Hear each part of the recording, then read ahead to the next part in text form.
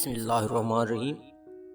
السلام علیکم۔ آج کا ہمارا ٹاپک ہے اپنی چونچ سے گھونسلہ سینے والا درزی پرندہ۔ ہم نے پرندوں کے کئی ذہانت بھرے مظاہرے دیکھے ہوں گے، لیکن ایک پرندہ ایسا بھی ہے جو اپنی چونچ سے سوئی کا کام لیتے ہوئے پتوں کو نفاست سے سی کر اپنا گھر بناتا ہے۔ اس پرندے کو ٹیلر برڈ یا درزی پرندہ کہا جاتا ہے، جس کا حیاتیاتی نام آرتھوٹومس سوٹرس ہے۔ یہ ایک چہکنے والا پرندہ ہے جس کے گھونسلہ بنانے کی صلاحیت غیر معمولی ہے۔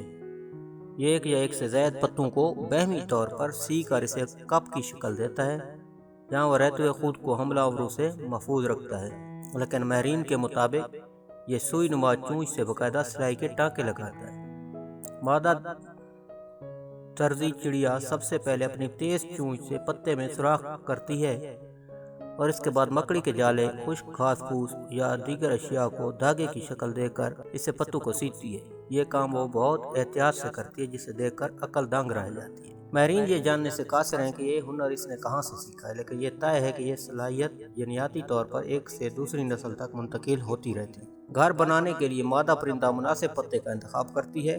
وہ ایسا پتا تلاش کرتی ہے جو اسے اور اس کے بچے کو سہارا دے سکے۔ اسی وجہ سے خشک پتا کسی کام کا نہیں رہتا۔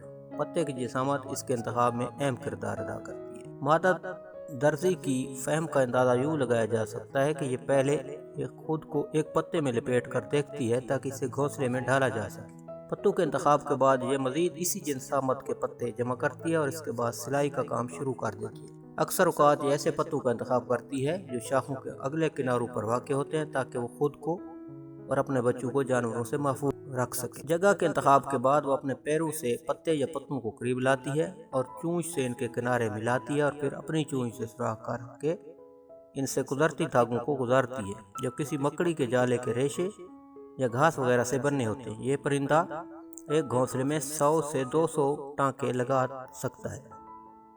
نقصان یا ٹوٹ پھوٹ کی صورت میں یہ اپنے گھر کی مرمت از خود کرتی ہے اور بسا اوقات یہ مزید ٹانکے لگا کر اپنے گھر کو جوڑے رکھتی ہے۔ ویورز، امید ہے آپ ہماری ویڈیوز لائک کر رہے ہوں گے۔ اگر آپ ہماری ویڈیوز لائک کر رہے ہیں تو چینل کو سبسکرائب کر لیں، ساتھ والی بیل والے نشان کو پریس کر دیں تاکہ ہر نئی آنے والی ویڈیو سب سے پہلے آپ کو مل سکے۔ شکریہ۔